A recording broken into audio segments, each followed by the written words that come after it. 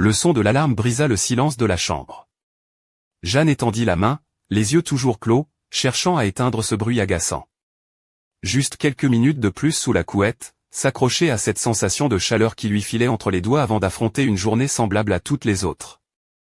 Mais elle le savait, ça ne servait à rien, chaque matin se répétait comme un vieux film qu'elle connaissait par cœur.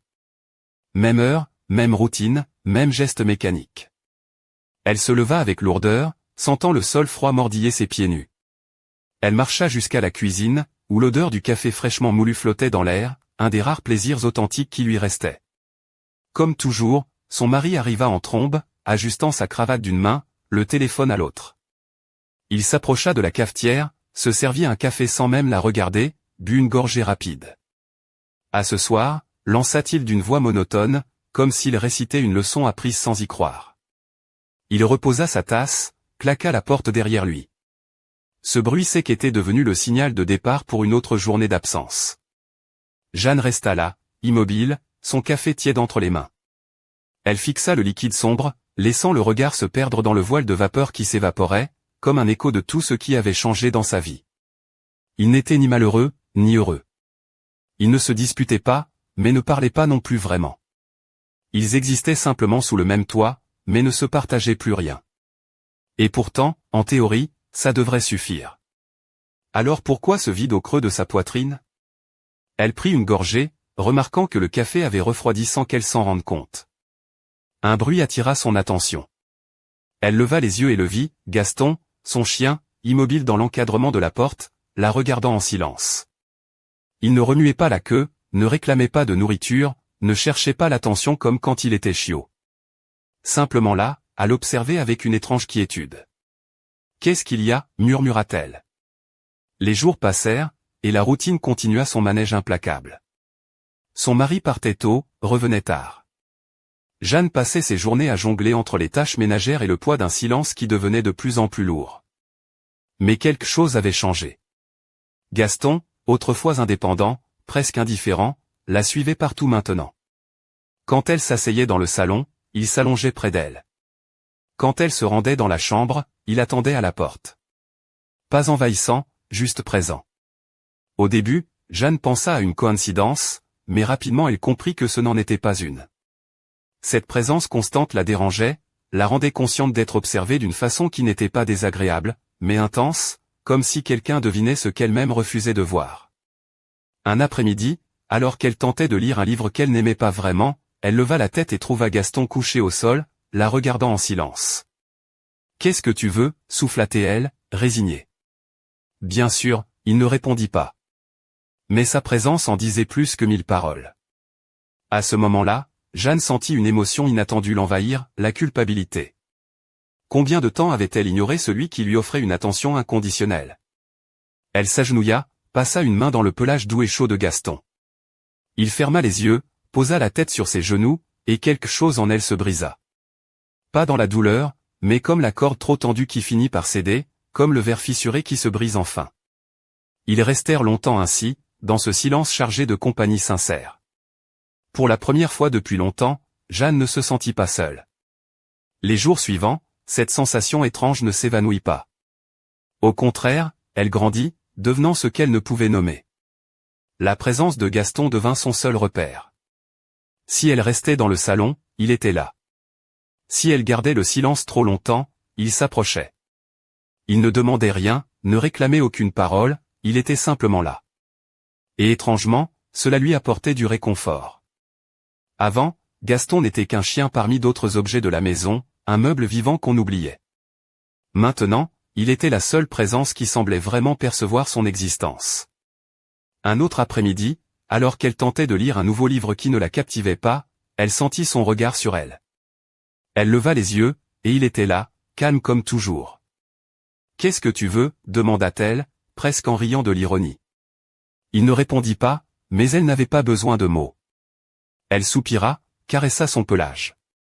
À cet instant, il ferma les yeux et posa la tête sur ses genoux, comme si ce simple contact suffisait à son bonheur. Et c'est là qu'elle comprit, ce n'était pas Gaston qui avait changé, c'était elle. Le soir, pendant le dîner, la distance entre Jeanne et son mari semblait plus grande que jamais. Lui, absorbé par son téléphone, mâchait sans vraiment goûter. Ta journée, demanda-t-elle machinalement, cherchant un semblant d'échange. Pareil que d'habitude. Réunion, travail, rien d'important. Silence. Elle espéra, un tout petit peu, qu'il lui demanderait comment allait la sienne, mais non, il ne le fit pas. Jamais. À ses pieds, Gaston reposait la tête sur ses jambes, respirant doucement, apaisant le silence. Son mari leva les yeux, fronça les sourcils. « Il te suit partout maintenant, ce chien ?» Elle le regarda, perplexe. « Qui ? » ?»« Le chien.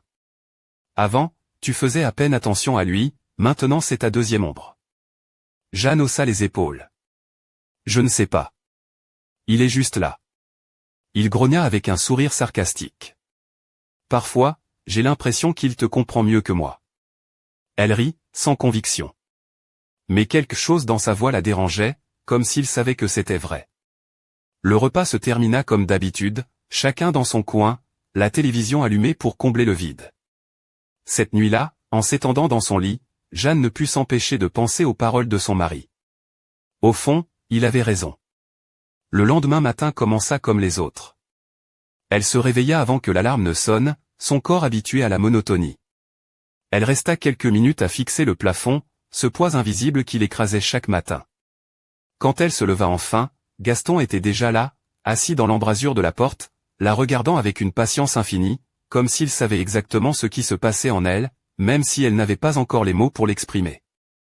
Elle prépara le café, le bruit familier de la cafetière remplissant la maison de son odeur réconfortante. Assise à la table, elle fixa sa tasse comme la veille, immobile, perdue dans ses pensées. Quelques minutes plus tard, son mari apparut, pressé comme toujours, prit son café, consulta son téléphone, but une gorgée rapide. « À ce soir », dit-il avant de claquer la porte.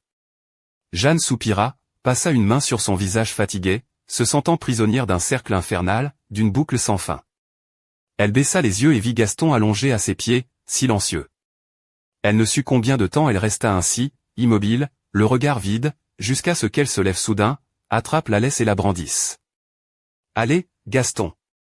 Le chien remua la queue avec excitation, comme s'il attendait ce moment depuis toujours. Ils sortirent, marchant sans but précis. L'air frais du matin lui fit un bien inattendu. Ils arpentèrent les rues désertes, entre les bruits lointains d'une ville qui s'éveillait doucement. Arrivée dans un petit parc, Jeanne s'assit sur un banc et laissa Gaston courir librement. Elle observa autour d'elle, des couples qui se promenaient, des enfants qui jouaient. Et elle réalisa quelque chose, elle n'avait rien de tout ça. Sa vie s'était réduite à un cycle de routine, de travail et de silence gênant. Quand avait-elle eu, pour la dernière fois, une vraie conversation ? Une où elle se sentait entendue ? Un tiraillement sur la laisse la fit baisser les yeux. Gaston était assis devant elle, la regardant avec cette même intensité. « Je vais bien », murmura-t-elle, plus à elle-même qu'à lui. Il inclina la tête, comme s'il savait qu'elle mentait. Elle sourit tristement. Ironie du sort, la seule vraie connexion qu'elle avait, c'était avec lui. Le regard tourné vers le ciel, Jeanne sentit le poids de la vérité s'abattre sur elle. Peut-être que ce qui lui faisait le plus mal, ce n'était pas ce qu'elle avait perdu dans son mariage, mais ce qu'elle avait cessé de chercher. Après cette journée au parc, quelque chose en elle changea. Pas brutalement, pas soudainement, mais comme un réglage silencieux, une pièce qui s'emboîte enfin après être restée déplacée trop longtemps. Elle continua ses promenades quotidiennes avec Gaston, le seul moment où elle se sentait vraiment libre, débarrassée du poids qui écrasait ses épaules. Petit à petit, elle remarqua des détails qu'elle n'avait jamais vus auparavant, le craquement des feuilles mortes sous ses pas, la fraîcheur du vent sur son visage, le simple fait d'être présente. Et de plus en plus, elle se demandait pourquoi c'était si facile avec lui, et si difficile avec son mari.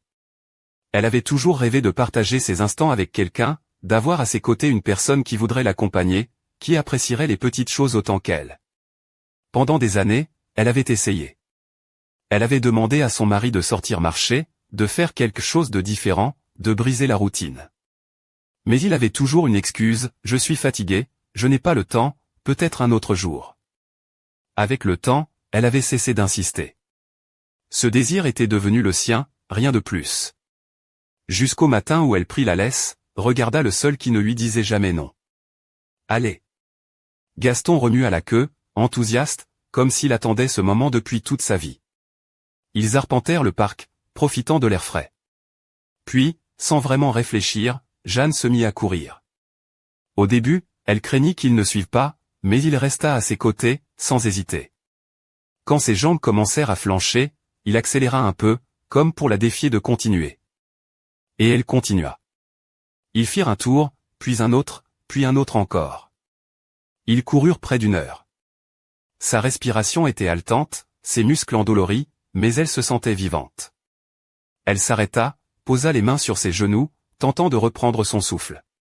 Elle regarda Gaston, la langue pendante, haletant lui aussi, les yeux brillants d'excitation. Il avait fait ce que son mari n'avait jamais voulu faire en 7 ans. Et elle avait adoré ça. Les jours suivants, cette sensation ne disparut pas. Ce ne fut pas un coup de tête, ni une décision impulsive. C'était plus profond, un changement silencieux mais irréversible. Et avec ce changement vint une question inévitable, pourquoi avec lui, et pas avec mon mari? Pendant des années, elle avait justifié l'absence d'intérêt de son mari. Elle s'était persuadée que c'était normal, que la vie était ainsi, que chacun suivait son chemin dans la relation. Mais maintenant qu'elle vivait autre chose, elle ne pouvait s'empêcher de comparer. Gaston ne trouvait jamais d'excuses, ne disait jamais qu'il était fatigué, ne lui faisait jamais sentir qu'elle demandait trop en voulant partager un moment avec lui. Il était simplement là. Cette idée resta ancrée dans son esprit, comme une épine. Cette nuit-là, dans le salon, elle brisa le silence d'un commentaire anodin, « J'ai encore couru avec le chien aujourd'hui. 3 tours de parc. » Son mari ne détourna pas les yeux de la télévision. « Tu deviens obsédé. » Jeanne fronça les sourcils. « Ça me fait du bien. J'aime ça. » Il haussa les épaules, sans la regarder. « Tant mieux si tu as trouvé un compagnon pour ça. » Son ton sarcastique fut un coup sec en plein cœur. Elle ne savait pas ce qu'elle attendait, peut-être un minimum d'intérêt. Mais rien. Elle le regarda en silence, et ce fut là qu'elle comprit. Le problème, ce n'était pas qu'il n'avait pas les mêmes centres d'intérêt. Le problème, c'était qu'il n'avait jamais essayé de les partager. Elle avait passé des années à tenter de l'inclure dans sa vie, à faire des efforts pour créer des moments ensemble. Mais lui, il n'avait jamais eu l'intention que ça marche. Et pire encore, il s'en fichait qu'elle s'en rende compte. Elle se leva sans un mot, alla dans sa chambre. Quelques secondes plus tard, elle entendit les pas familiers de Gaston. Il entra, s'allongea à ses côtés. Elle posa la main sur son pelage, sentit sa respiration calme. Elle n'était pas seule. Mais chez elle, avec son mari, elle l'était. Et c'était la vérité la plus difficile à accepter. Cette nuit-là, Jeanne dormit mal.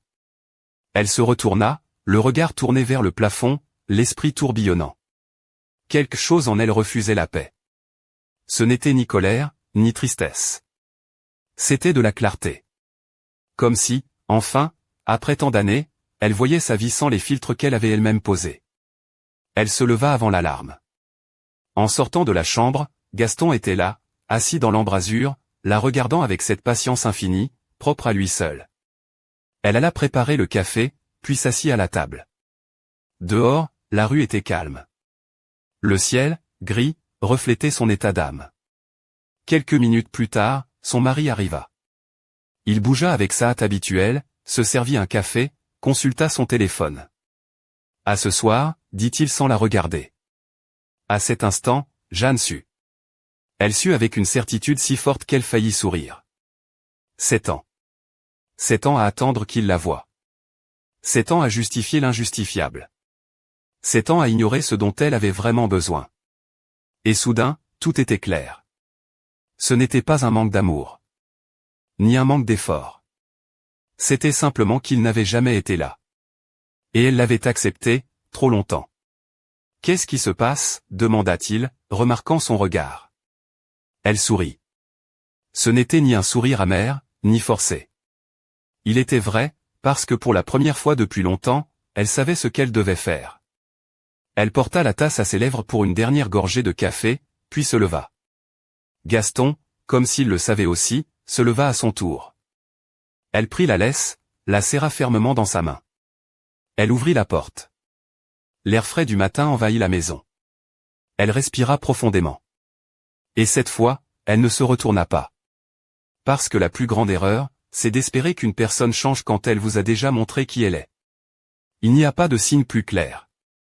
Il n'y a que le courage d'accepter.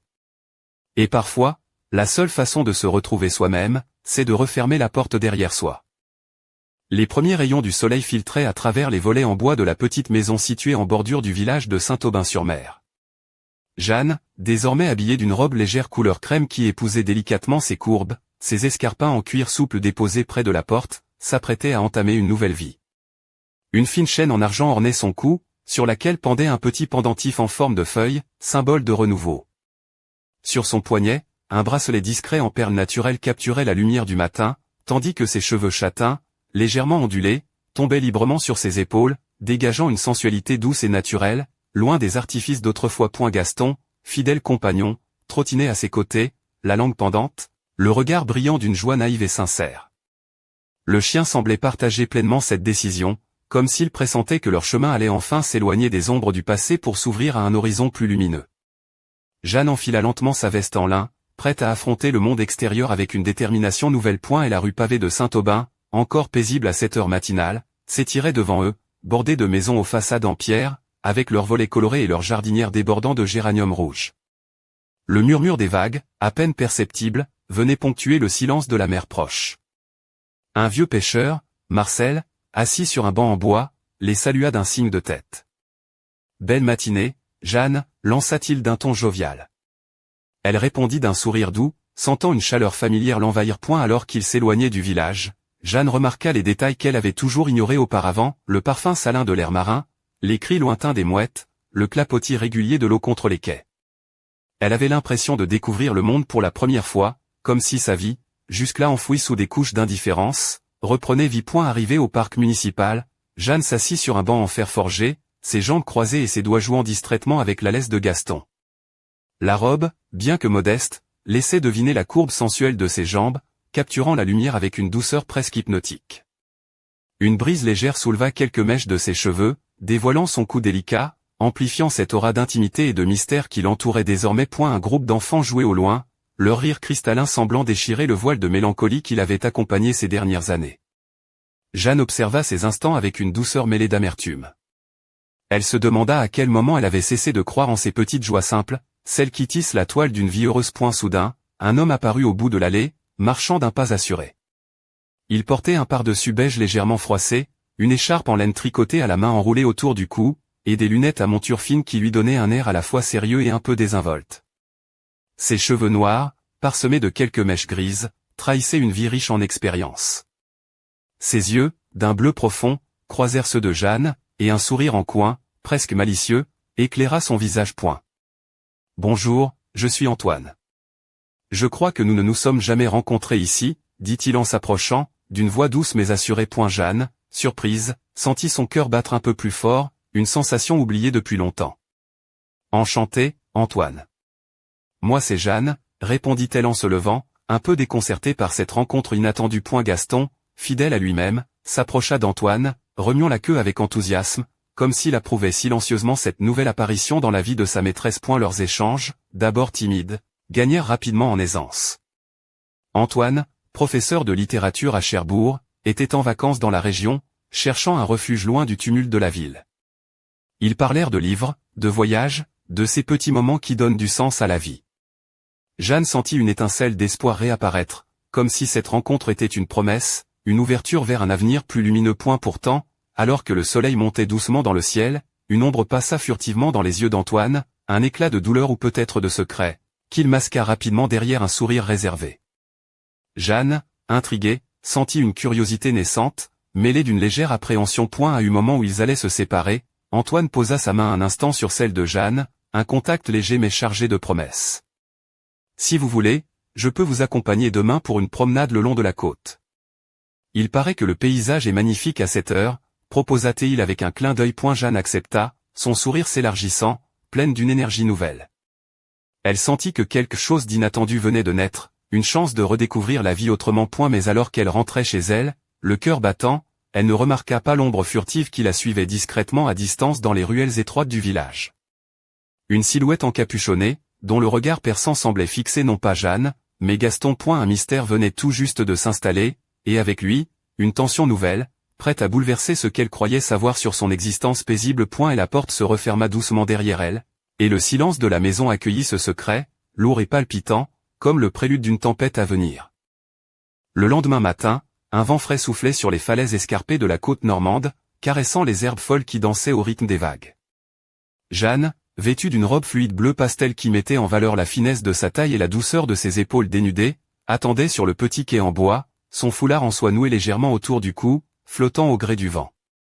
Ses chaussures ouvertes à talons bas soulignaient l'élégance simple de sa démarche, tandis que ses boucles brunes encadraient son visage avec une délicatesse presque sensuelle, sans jamais dépasser les limites d'une pudeur naturelle. Antoine arriva à pas mesurés, portant un manteau léger beige et un sac en cuir usé suspendu à l'épaule. Son sourire chaleureux illumina son visage marqué par quelques rides d'expression, témoin d'une vie riche en émotions. Il s'approcha d'elle, posant une main rassurante sur son épaule, un geste intime qui fit frissonner Jeanne, mêlant excitation et nervosité. Prête pour une aventure, demanda-t-il en faisant un clin d'œil complice. Ils commencèrent leur promenade le long des sentiers côtiers, où l'air salin mêlé aux odeurs de pins et de fleurs sauvages éveillait tous leurs sens. Le soleil dardait ses rayons dorés sur la mer d'un bleu profond, et les mouettes criaient au-dessus d'eux, dessinant des arabesques dans le ciel clair. Chaque pas semblait faire tomber un peu plus le poids des années passées, laissant place à une légèreté nouvelle. À eu fil de leur conversation, Antoine dévoila une facette plus personnelle. Ancien journaliste devenu écrivain, il avait quitté la capitale pour retrouver son inspiration dans la simplicité des paysages normands.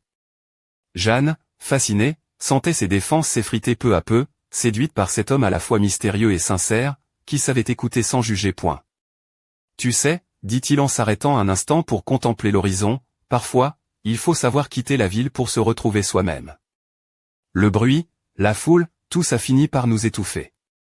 Jeanne acquiesça, sentant qu'il parlait aussi pour elle, pour ce poids invisible qu'il avait longtemps freiné. Elle caressa distraitement la tête de Gaston, qui gambadait joyeusement autour d'eux, ses oreilles flottant au vent comme de petites ailes. Soudain, un éclat métallique attira leur attention, une clé rouillée, à moitié enfouie dans le sable près des rochers. Antoine la ramassa, la nettoya soigneusement avec son mouchoir et la tendit à Jeanne. Un trésor oublié, plaisanta-t-il avec un sourire espiègle. Peut-être la clé d'un secret bien gardé. Jeanne rit, un son clair et léger qui résonna comme une promesse. Elle glissa la clé dans la poche intérieure de sa robe, ignorant le frisson étrange qui lui parcourait l'échine. Alors qu'ils reprenaient leur marche, une silhouette surgit soudain des buissons, coupant leur chemin. Un homme d'âge moyen, au visage buriné et aux yeux sombres, les dévisagea avec méfiance. Son manteau sombre contrastait avec la lumière éclatante du jour, et une cicatrice légère barrait sa joue gauche, accentuant l'impression de rudesse. Vous ne devriez pas traîner par ici, grogna-t-il d'une voix rauque, plus menaçante qu'inquiète. Ce coin n'est pas pour ceux qui cherchent des histoires à raconter. Antoine, surpris mais calme, répondit d'un ton posé, nous sommes juste de passage. Nous ne cherchons pas d'ennui. L'homme les fixa un instant, puis recula lentement, disparaissant dans les fourrés sans un mot de plus. Jeanne sentit son cœur battre la chamade. Ce bref échange avait réveillé une tension sourde, un avertissement silencieux qui la fit frissonner malgré la chaleur du soleil. Tu as vu ça, murmura-t-elle, les yeux brillants d'inquiétude. Antoine hocha la tête. Oui. Il y a des secrets dans ce village, Jeanne. Des histoires que certains préfèrent laisser enfouies. Ils continuèrent leur promenade, le silence s'installant entre eux, chargé de questions sans réponse. À leur retour, Jeanne sentit son téléphone vibrer dans la poche de sa robe. Elle décrocha, surprise de reconnaître le numéro inconnu. Allô, dit-elle, la voix légèrement tremblante. Une respiration rauque, puis une voix grave et distante répondit, faites attention à qui vous faites confiance, Jeanne. Tout n'est pas ce qu'il paraît ici. Puis, la ligne se coupa brusquement. Le cœur de Jeanne s'emballa. Elle regarda Antoine, cherchant dans ses yeux une explication, un signe de compréhension. Mais lui aussi semblait troublé. Cette clé, ce mystérieux inconnu. Murmura-t-il, nous venons de mettre le pied dans une histoire bien plus grande que nous. Gaston aboya soudain, brisant le silence pesant. Jeanne se retourna et aperçut, au loin, la silhouette encapuchonnée qu'elle avait remarquée la veille, toujours à une distance prudente, les observant avec une intensité inquiétante. Un frisson glacé lui parcourut l'échine. Le mystère s'épaississait. Et dans l'ombre du village tranquille de Saint-Aubin-sur-Mer, une menace invisible se préparait à frapper. Les jours suivants, Jeanne sentit un frisson constant parcourir son échine, comme si une présence invisible rôdait autour d'elle. Chaque matin, en ouvrant les volets de sa chambre, elle scrutait les rues étroites de Saint-Aubin-sur-Mer, cherchant un signe, un visage familier, ou au contraire un indice de cette ombre qui semblait s'être emparée de son quotidien. Sa robe légère au ton pastel, devenue son uniforme de renaissance, flottait autour d'elle comme une armure fragile contre l'incertitude. Les bracelets en argent à son poignet tintaient doucement lorsqu'elle tapotait nerveusement sa tasse de café, tandis que ses escarpins modestes, posés soigneusement près de la porte, attendaient la prochaine escapade. Son regard, d'un vert profond, oscillait entre la peur et l'espoir, capturant la lumière d'une manière presque hypnotique. Antoine, toujours présent, était devenu son phare dans cette mer d'ombre. Sa silhouette élancée, vêtue d'un trench coat sombre, semblait incarner à la fois la force et la vulnérabilité, tandis que ses yeux bleus scrutaient l'horizon avec une attention fébrile. Leur complicité grandissait, ponctuée de sourires échangés, de regards furtifs et de silences lourds de sens. Un soir, alors que la brume enveloppait le village d'un voile mystérieux, ils se retrouvèrent dans le petit café du port, un lieu empreint de charme rustique, où le bois patiné et la lumière tamisée créaient une atmosphère intime. Jeanne portait une robe noire ajustée, dont l'encolure délicate laissait entrevoir la courbe sensuelle de sa clavicule. Ses cheveux détachés tombaient en vagues souples, et le parfum subtil de vanille qu'elle portait flottait dans l'air. Antoine la regarda avec une intensité nouvelle. « Jeanne, il faut que je te parle d'un secret, » murmura-t-il, sa voix basse trahissant une inquiétude profonde. Elle sentit son cœur s'accélérer, entre crainte et curiosité.